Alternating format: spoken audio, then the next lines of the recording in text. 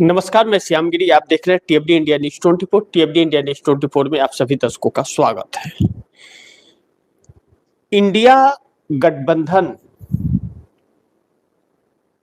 को जिस तरह से यह बैठक क्यों बुलाया गया, इसे जरा समझना बहुत जरूरी है, क्योंकि और जो हो रही है या जो होने वाली है, जिसकी आशंकाएं जताई जा रही हैं,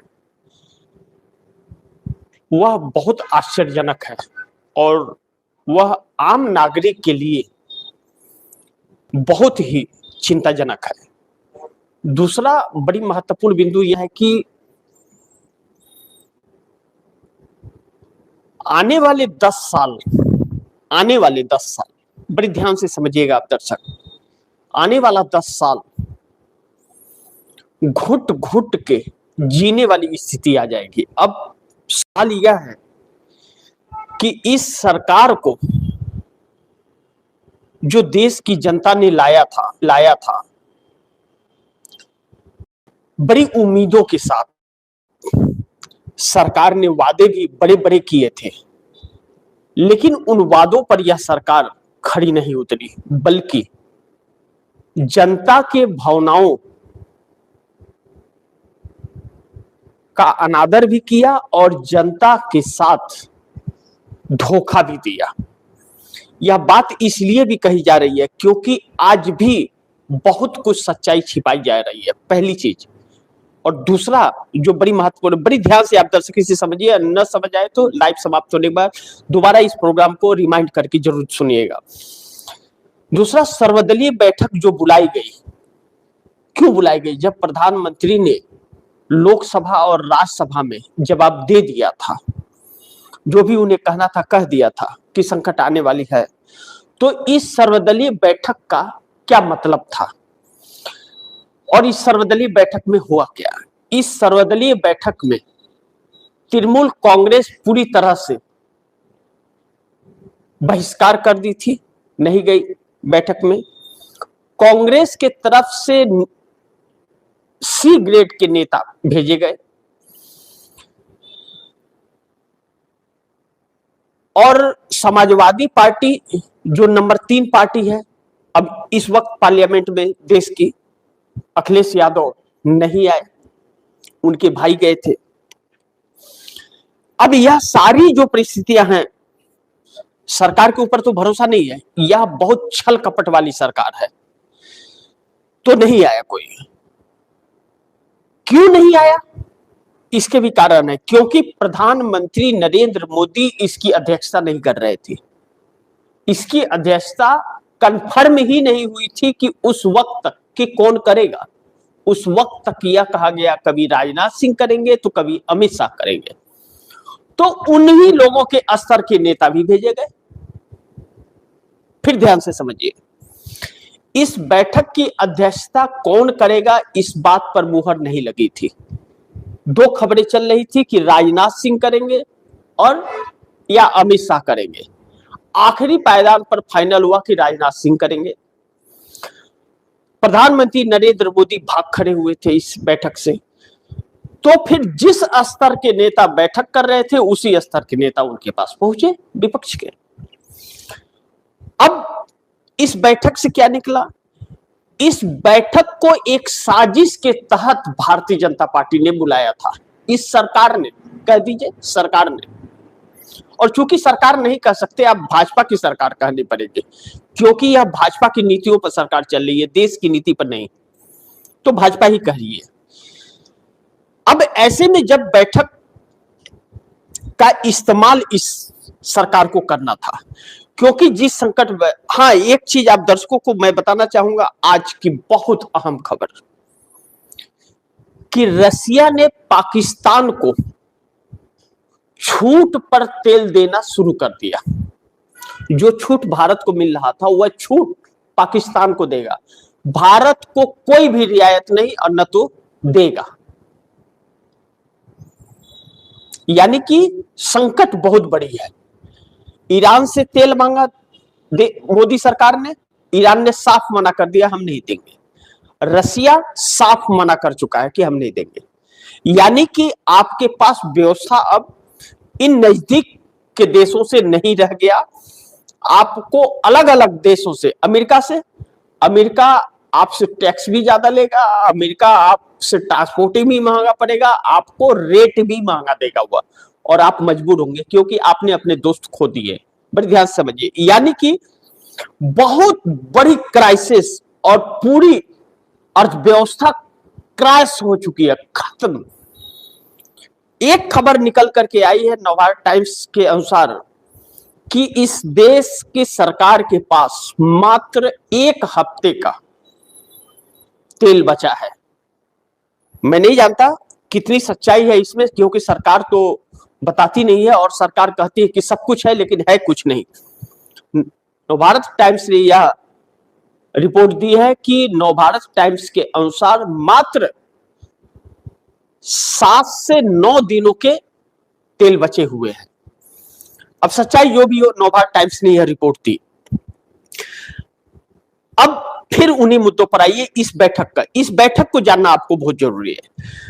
अब इस बैठक में किसी भी सवाल का, इंडिया गठबंधन के सवाल का जवाब नहीं दिया, बल्कि इंडिया गठबंधन से घबराई हुई है यह सरकार, बुरी तरह से यह सरकार घबराई हुई है। क्या घबराई हुई है? तो इस बैठक को क्यों बुलाया? इस बैठक को इस्तेमाल करने के लिए। देखिए, बैठक के बाद तुरंत किरण रिजिजू ने बोला विपक्ष हमारे साथ है, देश हमारे साथ है, मुश्किल की घड़ी में कोई साथ नहीं है। चोरी तुम करो, तुम्हारी सजा दूसरा कोई क्यों भुगते? तुम भुगतो। डकैती तुम करो, सजा दूसरा कोई क्यों भुगते? तुम भुगतो। तूने इस देश को दिया है क्या? कम रेट में ऑयल आ रहा था, तभी भी 90 रुपए लीटर मिल रहा था, और अब ज्यादा रेट आएगा तो क्या नाम है कि 200 रुपए लीटर जनता देगी? क्यों देगी? कान पकड़ के उखाड़ करके चहेट नहीं देगी? तो यह सरकार बहुत बुरी तरह से फंसी। अब दूसरी चीज इस बैठक का, अब बड़ी ध्यान से अब इसे समझिए कि यह सरकार अमेरिका के चंगुल में बहुत बुरी तरह से फंसी हुई है, और अमेरिका के राष्ट्रपति ट्रंप इस भारत के जमीन का, भारत के का इस्तेमाल ईरान के युद्ध में करना चाहता है, और यह सर्वदलीय बैठक बुलाकर यह संदेश देना चाह रहे थे कि हम साथ हैं, कोई विपक्ष साथ नहीं है। विपक्ष को सिर्फ इन लोगों ने इतना कहा कि हमारे पास पूरा पर्याप्त ईंधन है, किसी चीज की कमी नहीं है, सब कुछ ठीक है, लेकिन यह जवाब नहीं दिया कि इस युद्ध में ईरान का साथ क्यों छोड़ा, रसिया का साथ क्यों छोड़ा, इजराइल क्यों गए प्रधानमंत्री, इजराइल को मदरलैंड फादरलैंड क्यों कहे? कोई जवाब नहीं दिया। इस संकट से निकलने के लिए आपके पास क्या रास्ते हैं? कुछ नहीं कहा, बताया इस सरकार ने। और रातों रात अचानक रसिया ने पाकिस्तान को छूट पर तेल देने का ऐलान कर दिया, और भारत चारों खाने चित। हमारे देश का विदेश मंत्री कहता है कि पाकिस्तान दलाल है। पाकिस्तान की कोई हैसियत भारत के सामने नहीं थी। लोग कहते थे कि कटोरा लेकर के भीख मांगता है कर्ज के लिए, हर देशों के पास घूमता है। स्थिति भी उसकी ऐसी ही थी। लेकिन ऑपरेशन सिंदूर के बाद ऐसा क्या हुआ कि नरेंद्र मोदी भिखारी बन गए और पाकिस्तान मालामाल हो गया? आज पूरा विश्व अमेरिका पाकिस्तान की तरफ क्यों देख रहा है? निकम्मी सरकार की वजह से, निकम्मे मंत्रियों की वजह से, छल कपट वाली पार्टी की वजह से, विचार विहीन, सोच विहीन सरकार से। अब इन बातों पर गौर करना जरूरी है कि अगर अमेरिका के 5000 कमांडो निकल चुके हैं, और अगर वह भारत के धरती का इस्तेमाल करते हैं, तो क्या नरेंद्र मोदी के अंदर यह साहस है कि मना कर सके? और अगर नहीं मना कर पाते हैं और धरती का इस्तेमाल होता है, तो ईरान के हमले का शिकार यह भारत होने जा रहा है बहुत जल्द, जो आप दर्शकों को बहुत संकट में डालने वाला है। अभी यह जो संकट आया हुआ है, इस सरकार के यह सरकार मोदी की तो 7 जन्म में नहीं सही कर पाएगी, 7 जन्म में यह सही नहीं कर पाएगी, क्योंकि इसके पेट भरने से नहीं बचेगा तो आपको क्या पेट भरेगी। लेकिन 10 सालों के लिए कोई भी सरकार आएगी, कोई भी एनीथिंग, कोई भी सरकार आएगी तो समस्याएं बड़ी गंभीर रहेंगी। 150 रुपये लीटर से कम का पेट्रोल आपके देश में नहीं मिलेगा आने वाले वक्त में। और एलपीजी, इन सभी चीजों के लिए भूल जाइए कि उतनी सीमाएं मिलेगी, लेकिन उतना नहीं मिलेगा कि आपका काम चल सके। उसके लिए आपको चूल्हे का और कोयले का इस्तेमाल करना ही पड़ेगा, और चूल्हे का इस्तेमाल करेंगे तो लकड़ी आसमान छुएगी रेट, फिर उसकी भी किल्लतें होंगी, क्योंकि जंगल तो इस सरकार ने कटवा दिए हैं। अब ऐसे में इंडिया गठबंधन ने मोदी का बहिष्कार कर दिया। तृणमूल कांग्रेस नहीं आई, राहुल गांधी नहीं आए, अखिलेश यादव नहीं आए, तो बड़े लोग तो आए ही नहीं, तो आपका कोई मतलब ही बैठक का नहीं रहा, और बैठक में किसी सवाल का जवाब दिया नहीं। लेकिन मोदी सरकार एक नई संकट में जरूर उलझ गई है, और बहुत बुरी तरह से उलझ गई है। इस संकट से निकलने का इनके पास रास्ता नहीं है। और अगर इस 5 राज्यों का जो चुनाव इस वक्त चल रहा है, 4 राज्य, 1 केंद्र शासित प्रदेश, जिसका रिजल्ट 4 मई को आएगा, 9 अप्रैल, 23 अप्रैल, 29 अप्रैल को वोटिंग होगा। इसमें यह सरकार अगर बैकफुट पर गई तो कान पकड़ करके नरेंद्र मोदी का हटा देगा। और मैं तो, अगर मेरे विचार कहे जाए तो नरेंद्र मोदी को चुनाव परिणाम तो छोड़िए, 1 सेकेंड प्रधानमंत्री की कुर्सी पे नहीं रहना चाहिए। इस शख्स को तुरंत 1 सेकेंड में एनडीए गठबंधन वालों को कान पकड़ के हटा देना चाहिए। सारी व्यवस्थाएं सही हो जाएगी। 10 साल की जो बात हो रही है वह समस्या ही नहीं आएंगी। निजाम बदलते ही अभी भी ईरान सारे रास्ते भारत के लिए खोल देगा। पाकिस्तान के लिए खोल रहा है, भारत के लिए क्यों नहीं खोलेगा? भारत तो उससे भी पुराना दोस्त है।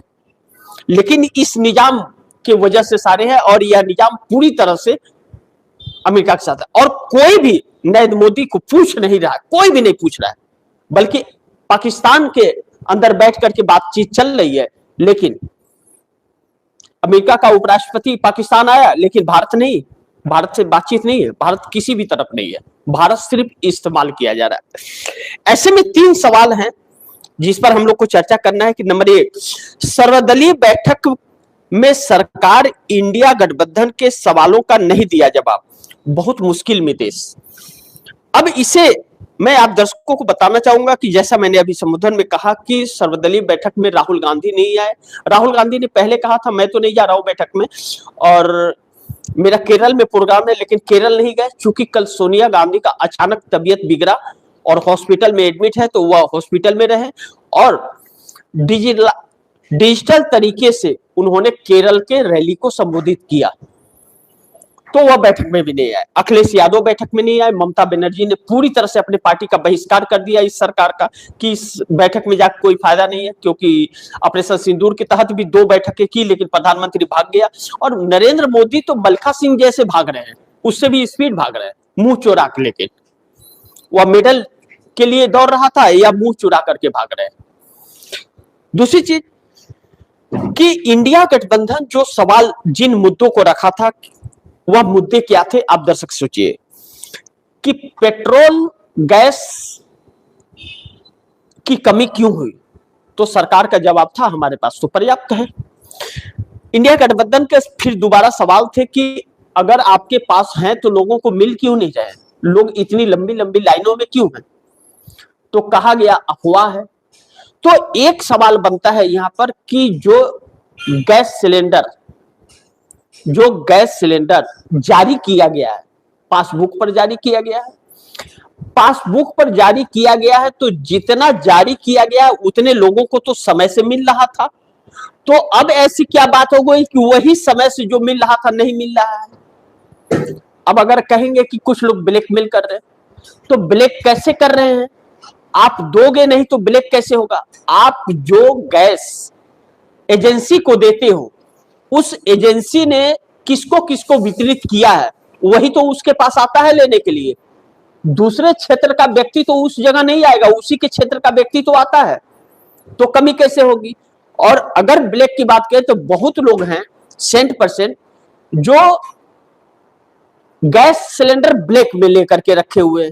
तो वह ब्लैक में गैस सिलेंडर किससे लिए? एजेंसी वालों से ही तो लिए हैं, उन्हीं के लोगों से।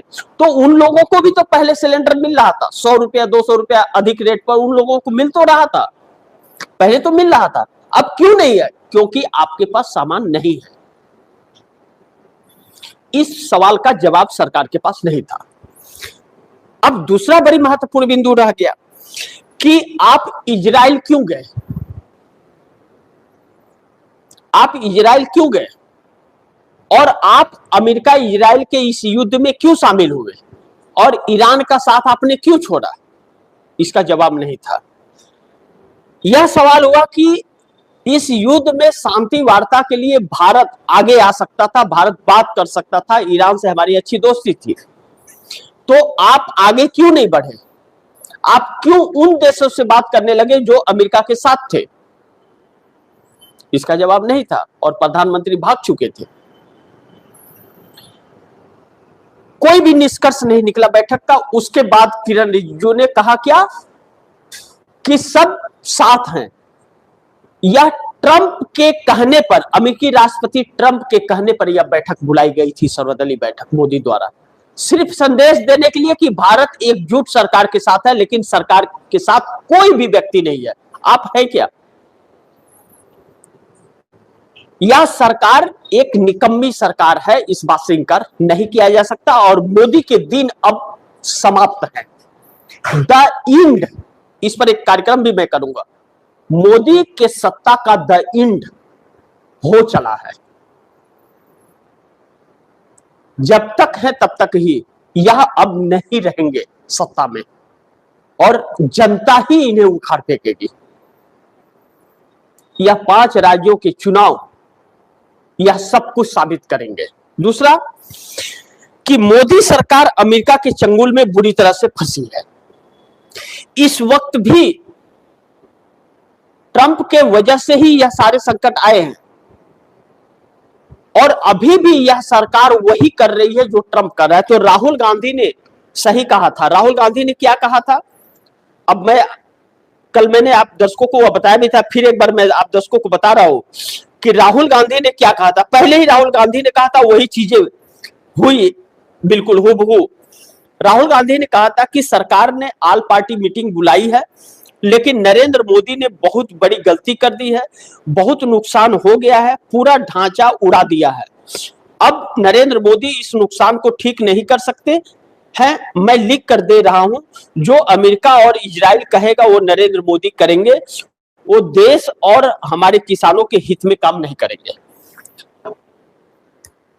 यानी कि नरेंद्र मोदी के बस का नहीं है फैसला ले पाना। जो ट्रंप फैसला लेंगे उसी पर सिर्फ हामी भरनी है, इनको हां करना है बस, और कुछ नहीं करना है। तो जब अमेरिका का 5000 सैनिक निकले हुए कमांडो और भारत में कुछ बेस का इस्तेमाल वह करने वाले हैं, इस तरह की चर्चा चल रही है, तो इसका मतलब नरेंद्र मोदी ने हां कर दिया है, तभी इस तरफ बढ़ रहे हैं। अब वह आ जाए, पहले इस बात की पुष्टि हो जाए कि वह आ जाए तब कुछ कहा। लेकिन यह सरकार बहुत कुछ बड़ा छिपा रही है इस देश से। बहुत बड़ा अनहोनी यह सरकार कर चुकी है, आपके साथ बहुत बड़ा धोखा कर चुकी है, जो आप सपने में सोच नहीं सकते। अब एक हफ्ते में उस पर से भी, उन बातों से भी पर्दा उठ जाएगा। जैसे अमेरिकी कमांडो भारत की धरती पर पहुंचेंगे, और वह पहुंचेंगे तो वह ईरान के लिए भारत की जमीन का इस्तेमाल करेंगे। तो नरेंद्र मोदी ने इस देश को बहुत बड़े संकट में डाल दिया है। नंबर 3 पॉइंट्स जो बड़े महत्वपूर्ण है। देश की जनता को, बड़ी ध्यान से सुनिए आप दर्शक, देश की जनता को होशियार रहना होगा। राहुल गांधी ने भी सही कहा था। अब आप सोचिए कि, गौर कीजिए कि नरेंद्र मोदी ने यह कहा लोकसभा और राज्यसभा में कि जनता को एकजुट होना पड़ेगा। जैसे हम कोरोना से निकले थे वैसे ही इस संकट से भी निकल जाएंगे, लेकिन एक लंबी अवधि के लिए संकट आ रहा है। यानी कि सरकार मान रही है कि जो संकट आ रहा है वह इतनी जल्द खत्म होने वाली नहीं है, बहुत ही भयावह परिस्थिति है।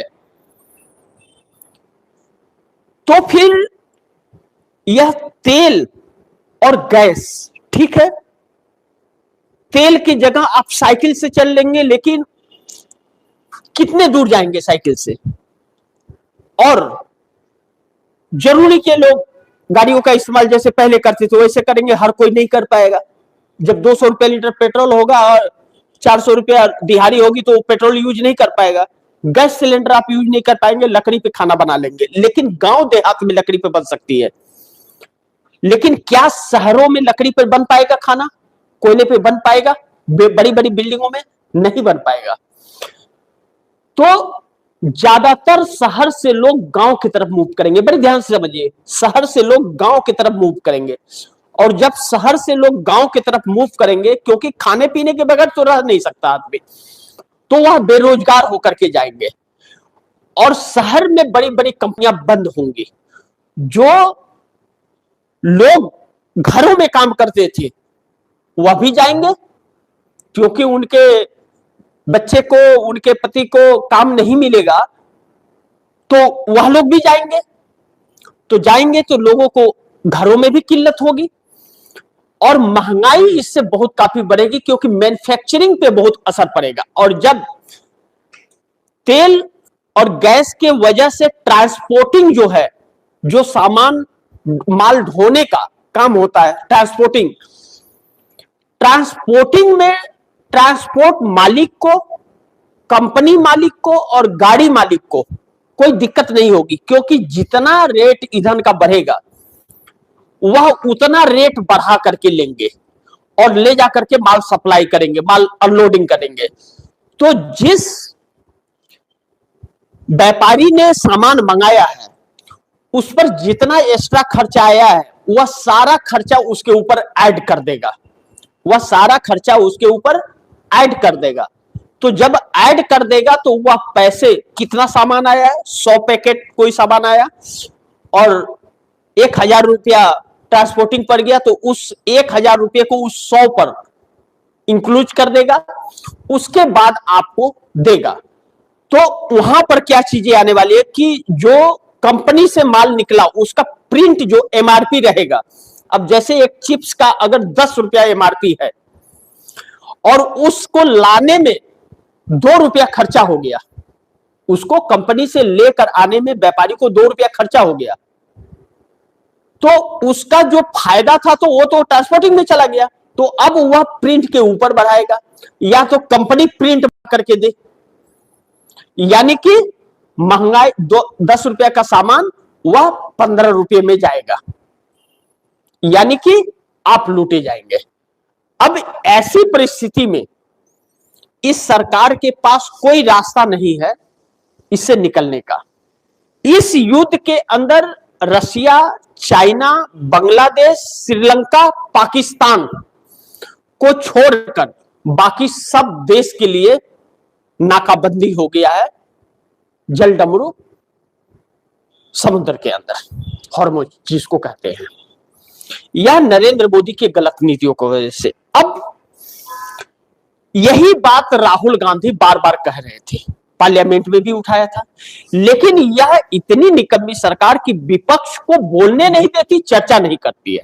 और जो इस बैठक का बहिष्कार हो रहा है कि यही चीज आप पार्लियामेंट में चर्चा कीजिए, क्योंकि आप बैठक में झूठ बोल करके निकल जाते हैं, बैठक में कुछ होता नहीं है और आप कहते हैं सबका साथ है। यहां विपक्ष बिल्कुल सरकार के साथ नहीं है।